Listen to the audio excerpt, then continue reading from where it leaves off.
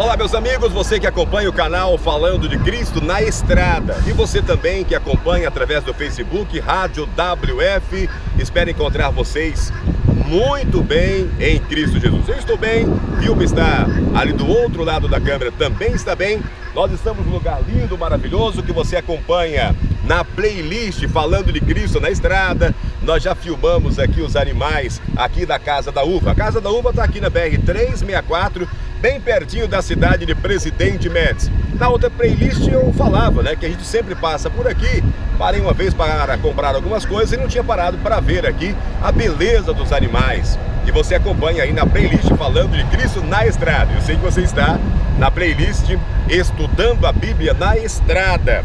Bom, eu falei para vocês que nós estamos num novo tema, um novo trimestre, mês de julho, agosto e setembro. O tema é esse, Descanso em Cristo. Esse é o nosso manual utilizado pelos irmãos da Igreja Adventista do Sétimo Dia. Vai o meu abraço. Assim como os irmãos evangélicos têm aí o material da escola dominical, e assim também como os irmãos católicos também têm o seu material para o estudo diário da Bíblia, eu estou utilizando essa ferramenta que vai nos orientar e vai nos levar à Bíblia para aprendermos mais sobre esse tema que é muito importante.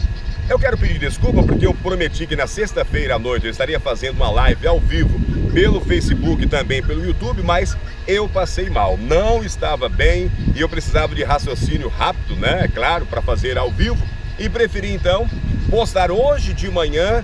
Estou falando hoje, sábado, não sei quando é que você está vendo esse vídeo.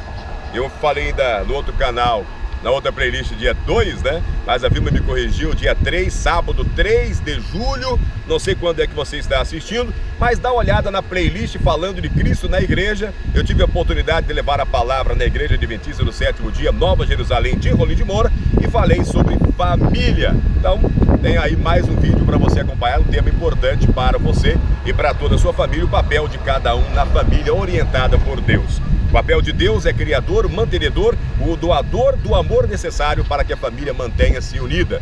A gente vai falar sobre o papel do esposo, da esposa, o papel do casal e também o papel dos filhos, que é obedecer os pais, tá bom? Mas aqui, na nossa playlist Estudando a Bíblia na Estrada, eu quero fazer o resumo da lição que eu não fiz, portanto, na live. Vivendo em uma sociedade que não para. É o tema desta semana. E nós começamos aqui introduzindo essa lição, falando do descanso para os inquietos, E uma história que me chamou a atenção, a história que dá aí a introdução dessa lição, é uma história utilizada para reflexão, uma história utilizada por muitos pregadores. Eu não sei se ela é verídica, mas ela serve para refletir. Uma história que talvez você já tenha ouvido ou lido, que conta a história de um avião que estava fazendo um voo e que de repente entra numa tempestade. De repente o piloto pega ali o microfone na aeronave e aí ele anuncia para a aeronave: atenção, senhores passageiros, nós vamos entrar em uma área de turbulência, por favor, aperte os cintos. Irmãos, mesmo antes de acontecer qualquer coisa, as pessoas já começaram a imaginar o pior. Uns olhavam pela janela, já imaginavam uma asa daquela caindo, atingido pelo raio, o avião espatifando no chão. Foi um desespero. Ao contrário, tinha uma garotinha tranquila, desenhando ali numa mesa dobrável da aeronave. Bom, a turbulência passou. Quando a aeronave fez o seu pouso, o pessoal aplaudiu, por estarem contentes, alegres de ter pousado ali, tudo tranquilo, sem nenhum desastre, como eles imaginavam. E olharam para a criança, olharam de surpresa e perguntaram para aquela criança: ei, você não se assustou? Você não ficou com medo? Ela falou: não. Por quê? Porque quem estava pilotando a aeronave era o meu pai e ele estava me levando de volta para casa. Irmãos, isso serve para a gente quando nós confiamos que Deus está no controle de tudo.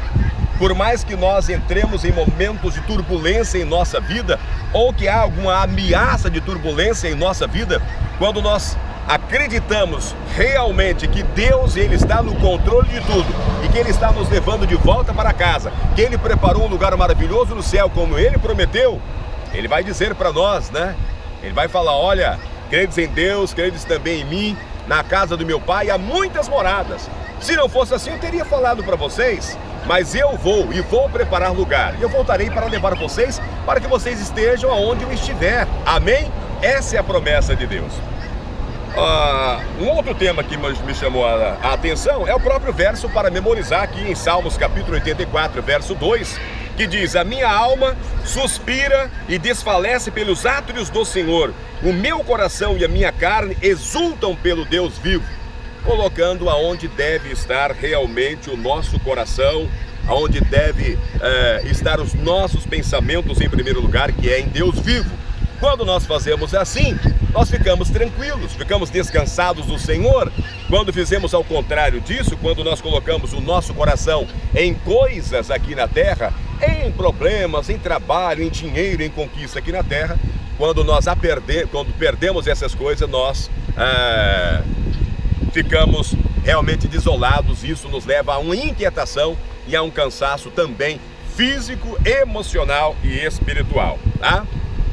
Nós começamos a lição no sábado falando daquele relógio, né? Tic-tac, tic-tac, falando que o relógio ele não para, ele continua funcionando para todos nós. Nesse momento aqui o tempo está correndo para mim, o tempo está correndo para você também.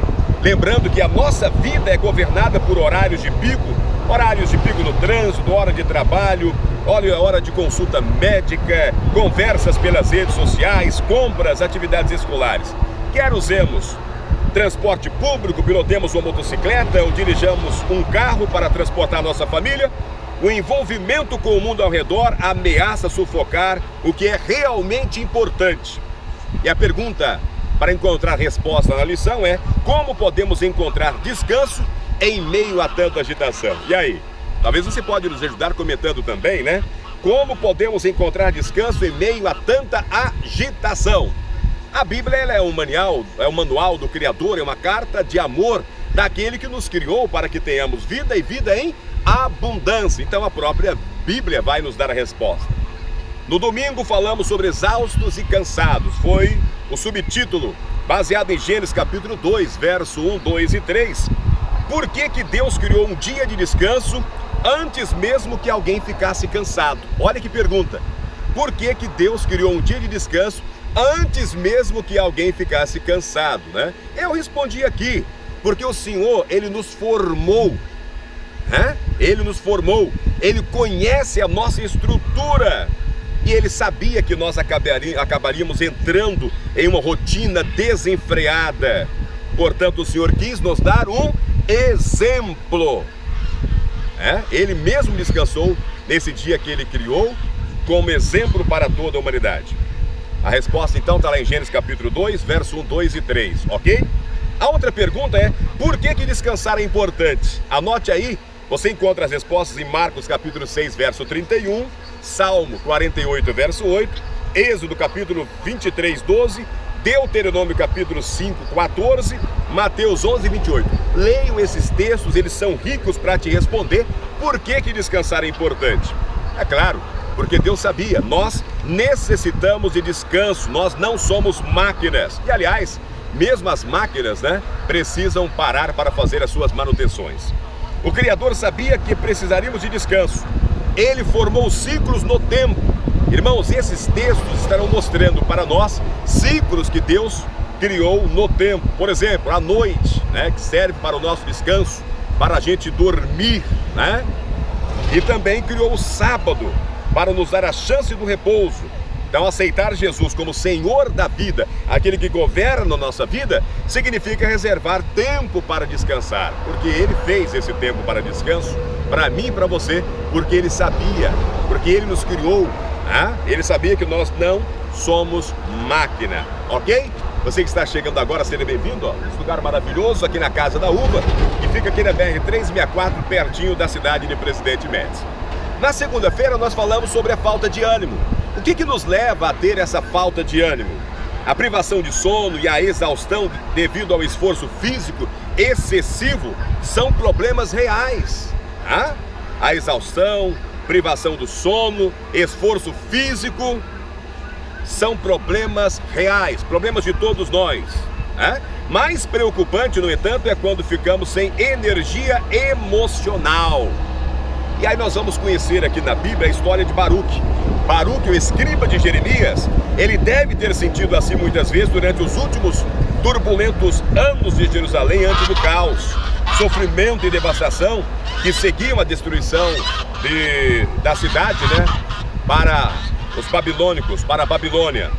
Leia aí Jeremias capítulo 45, do verso 1 ao verso 5, e depois você mesmo pode escrever um diagnóstico rápido da saúde emocional de Baruque. Eu escrevi: Baruque estava emocionalmente exausto, Baruque estava cansado de gemer, Baruque não encontrava descanso, irmãos.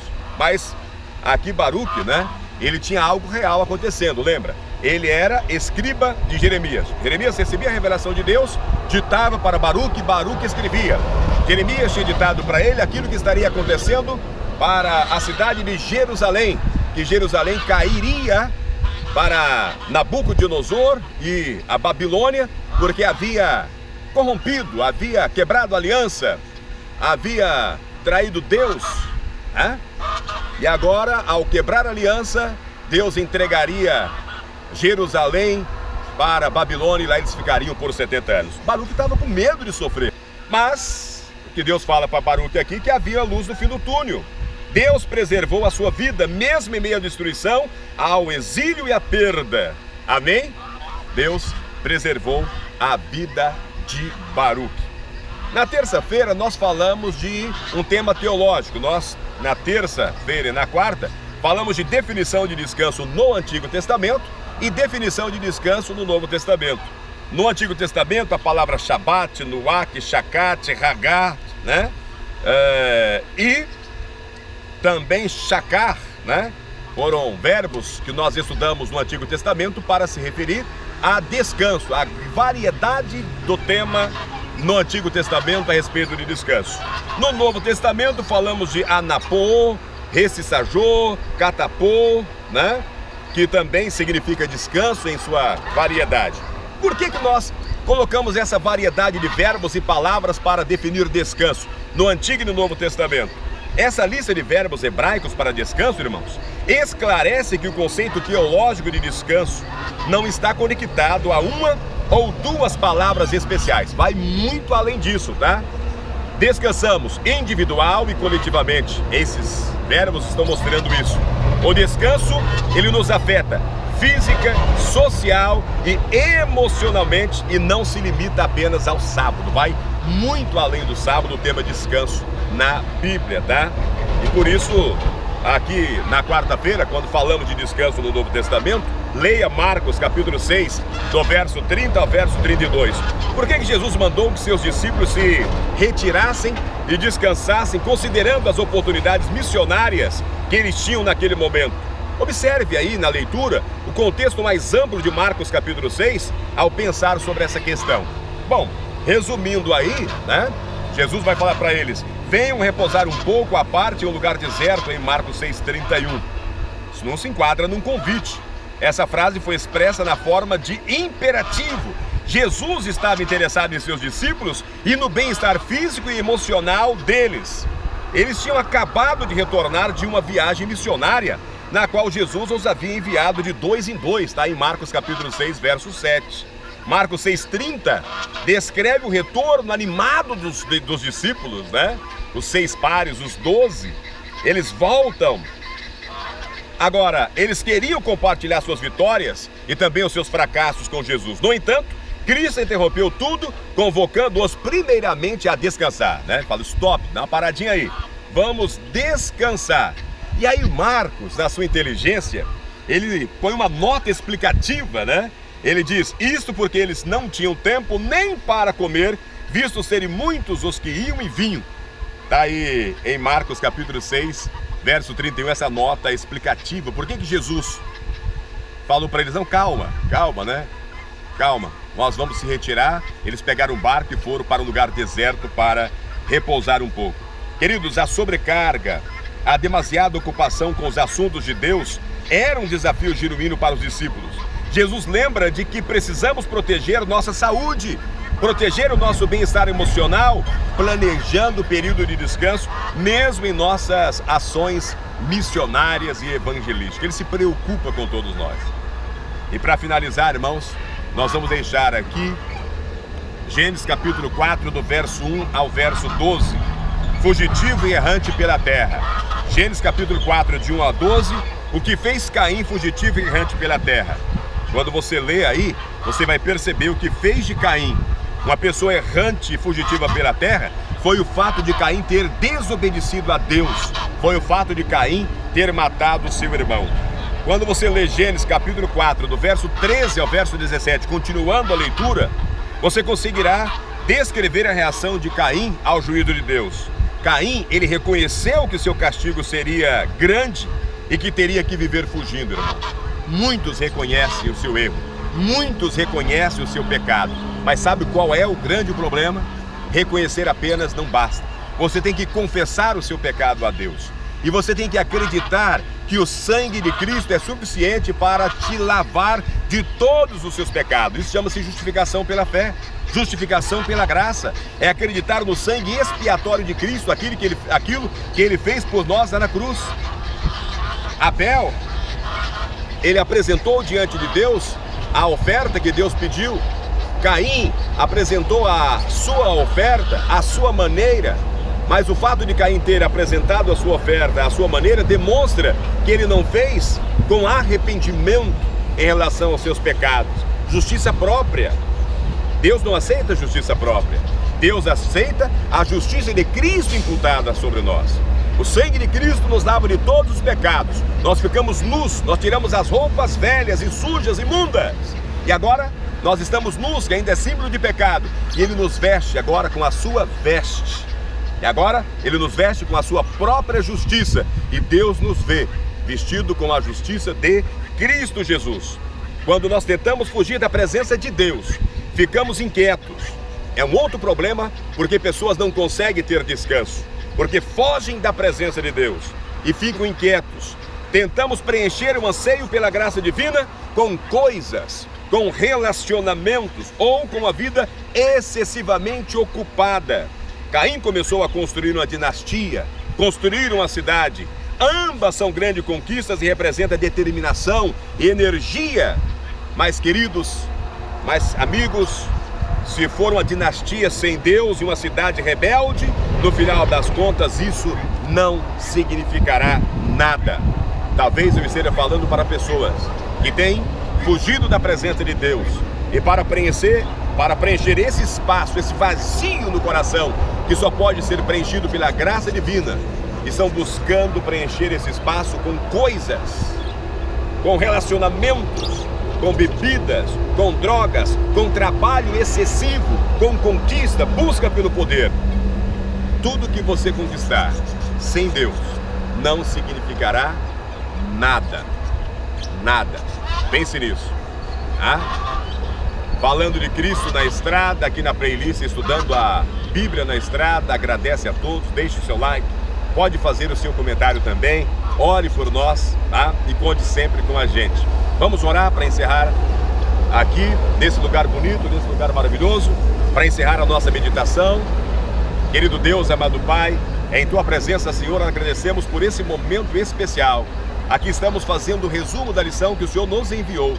Muito obrigado por se preocupar tanto com a gente e deixar, meu Pai, esses períodos de descanso e a ordem para descansarmos em Ti. Seja com cada irmão, irmã, amigo e amiga, em nome de Jesus. Amém. Pense nisso, um forte abraço e até o próximo vídeo.